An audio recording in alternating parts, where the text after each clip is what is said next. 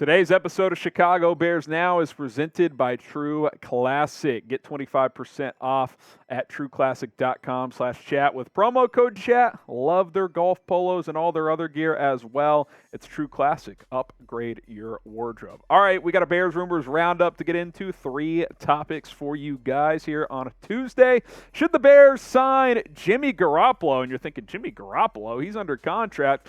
One smoking Jay. This actually could happen, albeit it is very unlikely. Let me explain how this could even happen. Obviously, he did sign with the Raiders, but Jimmy Garoppolo, in kind of a bombshell report, had foot surgery after signing with Vegas, and based in his contract, there's kind of a clause in there that the Raiders can cut him with no financial penalty if he is unable to pass a physical. And as of now, he is still not healthy. The Athletic came in and said if Garoppolo were to get cut at some point, the Bears could be a team that makes sense to sign him. Now, this is a fascinating situation because obviously Garoppolo was signed to be the Las Vegas Raiders quarterback. They moved on from Derek Carr, signed Jimmy G. Josh McDaniels has that connection with him. Now, here is how Garoppolo could get cut and how the scenario could happen. I kind of already mentioned it, but if he cannot pass a physical, and it sounds like he has kind of a complicated foot injury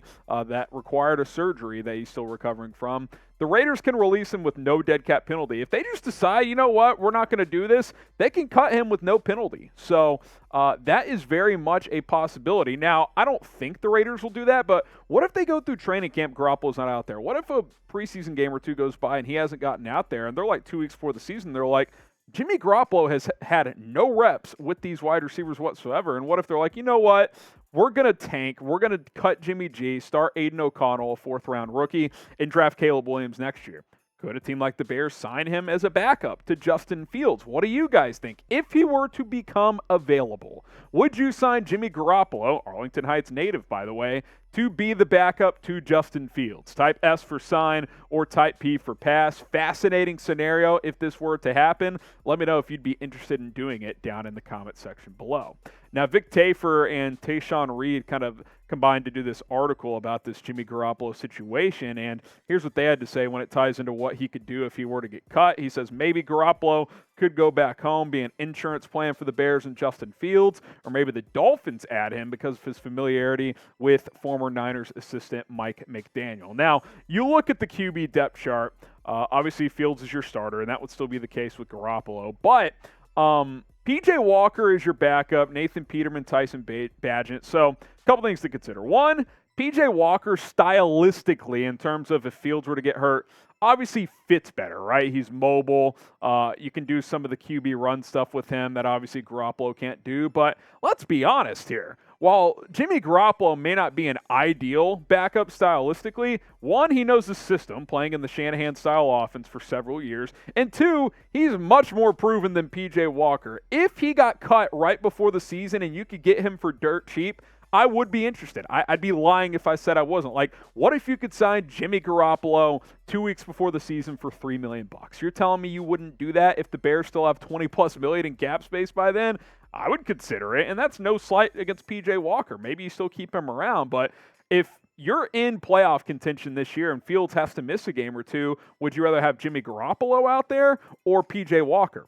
I would rather have Jimmy Garoppolo, considering his history as a starting quarterback in this league and in this system. Now, True Classic, that's a no-brainer, even if you think signing Jimmy Garoppolo isn't. Father's Day is just around the corner, and True Classic is the perfect gift this Father's Day. They've got awesome t-shirts, polos, chinos, and jeans as well. They've really expanded, and they've kind of redone my wardrobe, if I'm being honest. I have several t-shirts, several polos, and I kind of dropped a hint over the weekend, over the holiday weekend of, hey, Father's Day's coming up, to my wife. I was like, honey, if you want to get me some clothes, True Classic, great deal, 25% off. Code chat at trueclassic.com/chat. I love their shorts as well. Got a couple pairs of those. They've got hoodies, all kinds of stuff. Simple but very comfortable and stylish clothes. Like, you don't have to have all these crazy colors going on at once to feel good and look good with True Classic. They've got joggers as well. trueclassic.com/chat. Code chat to get 25% off at checkout. And a cool thing about True Classic is if you buy in bulk, these like 3-pack, 6-pack, 9-packs, like this 9 polo pack, only $13 per polo. That is an absolute steal. Go check out True Classic. That link is in the comments and in the description of this video. TrueClassic.com/chat, promo code chat to get going today. Okay, let's go to our next story here on our Bears rumors roundup. Should the Bears sign Chase Roullier, former center from the Washington Commanders? I'll go two smoking Jays. People are talking. I could see how this makes sense, considering the somewhat uncertainty at center with Cody Whitehair and Lucas Patrick. NBC Sports Chicago threw out this idea. Now, Roullier was released by Washington back on May 5th. He's had some injuries past couple of years, but he is a veteran center with experience in this wide zone running scheme that the Bears obviously run. So, two smoking Jays, I could see it being a possibility. Now, injuries have been a concern at times in his career, especially the past 2 years. His first year, he just wasn't a full-time starter, so that one's not really a big deal, missing a few games. Played all 16 and 18, missed a couple in 2019, played all 16 in 2020, but then the last couple of years played 8 games in 2021 and just 2 games this past year. So that's obviously a concern. He's played only 10 of 34 possible games the past 2 seasons. But you go back to that 2020 year when he played all 16, this is a well-graded center, right? Like overall, just under 77, well above average per PFF's grading system. Really good in pass blocking, 84.3. Good run blocker as well, 72.4. Only had 5 penalties and gave up just 1 sack, which that's obviously a bonus as well, considering last year Sam Mustipher had Justin Fields running for his life. Now, obviously, Sam Mustipher isn't the guy this year, but Cody Whitehair and Lucas Patrick are your 2 primary options at center. And not that they're bad options, but one, Cody Whitehair could be cut as a post-June 1st designation, could save you almost $10 million. 2, he has not played center since, I believe, 2019. And then also Lucas Patrick, who he signed to be your starting center last year, played 2 series the entire season and then got hurt with an injury. He was playing some guard before that, playing with a broken hand, but finally got to play center. 3rd drive of the game, gets hurt. Boom, he's out for the year. Could Roullier come to Chicago? If the Bears aren't sold on Cody Whitehair moving back to center for whatever reason, like say he doesn't look the part, had some injuries last year, or Lucas Patrick doesn't feel like a starter to this staff, Roullier is an intriguing option. He's still only 29 years old. It's not like he's old. 1-year deal shouldn't cost you that much. Starting caliber center when healthy, it's something to consider. I think this would probably be a later in the offseason type of signing. Like you go through OTAs, mandatory minicamp. Maybe you are leaning into training camp and you're like, you know what? I don't love where we sit at center. Let's see if Chase Roullier would come in and compete for that starting job, or hell, get the starting job here in Chicago. Would you sign the veteran center Chase Roullier? Type Y for yes, or you can type in for no. I think right now I would hold off, but I would keep this option open in the back of my mind if I was Ryan Poles, assuming he stays a free agent. He could obviously sign at any time, but if he's sitting out there and you're in a bind, he's a decent option, no doubt about it.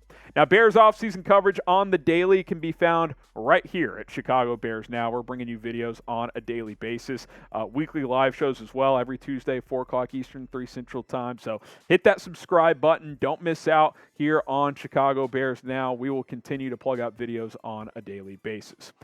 Could the Bears win 9 games in 2023? Is that going to happen? Two smoking Jays. People are talking. I definitely think it's a possibility. Now, I'm not going to go full homer here and say 3 or 4 smoking Jays like it's for sure going to happen, but 2, I think it could happen. A couple reasons I think that. But first, Greg Gabriel, who I respect his opinion a lot, former front office guy and does some work with WC Gridiron, says that he thinks the Bears could win 9 games. Now, the Bears locally have drawn some hype. I don't think the national media is quite on board yet, but those who pay close attention, this team has made a lot of roster improvements. Plus, the schedule is pretty manageable compared to last season. Here's Greg Gabriel on the Bears 2023 outlook. He says, "We already discussed how the national media feels that the Bears will be cellar dwellers this season. I don't believe that for a minute. In fact, I believe this team can win 9 games in 2023. Now, he went on to give some reasons in his article why he thinks the Bears could jump from 3 to 9 wins. First thing he mentioned was the wide receiver group is much improved. He mentioned the DJ Moore trade.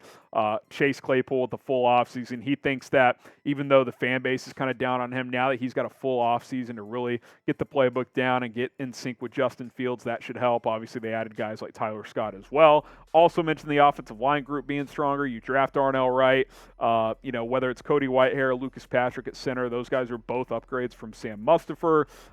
Another year of Braxton Jones, Nate Davis in the fold too. Running game, he thinks should be even better, even though they lost David Montgomery, Roschon Johnson, Deontay Foreman, couple of additions, another year of Khalil Herbert. Still have Justin Fields, who's a dynamic runner, obviously. And then he mentioned the defense should be improved. I don't think he said the defense was going to be awesome by any means, but he basically was like, the defense was so bad last year, it can't be worse, right? Even though there's question marks on the defensive line, you've still made additions there, especially on the interior. You add DeMarcus Walker. The secondary could actually be pretty nice, and the linebacking group is much better. You had Tremaine Edmonds, TJ Edwards, etc. So I think you add all that up, and it's not crazy to think this team could be around 500 and maybe even sneak 9 wins out in a manageable schedule, which you look at the schedule. I mean, very real chance you start 2-0, Green Bay at home, at Tampa. I don't know if you've seen clips from Tampa OTAs. Baker Mayfield and Kyle Trask are having trouble complete passes against air. I mean, it's really tough to watch. At KC, going to be tough, but then you got Denver at home, manageable. At Washington, winnable game. Vikings, Raiders at home, those are winnable. Chargers will be hard, obviously, but the point is you keep going through this schedule, and a lot of winnable games. At New Orleans, that's a winnable game. Panthers at home, you should win that game. Hopefully you split with Detroit and Minnesota. At Cleveland, that's probably a tough one, but then you got Arizona and Atlanta at home, very winnable games. None of these are guaranteed, but winnable games. At Green Bay as well. I also predicted 9-8 on my initial schedule analysis. You just got to win more of the 50-50 games. Last year you went 1-8 in one-score games. Can't happen. You got to at least go 500 in those tight games, and then find a couple that you probably shouldn't win, that you find a way to win this year as well. So we'll see. I think this roster's in a much better spot. I don't think it's a title contender, but playoff contender, I don't see why not. I think it's definitely on the table if things go right for this football team. Predict the Bears 2023 record. Drop a guess in the comments. Remember, 17 games, not 16. My early prediction remains 9-8. So does Greg Gabriel's. What say you? Go ahead and predict a record down in the comments.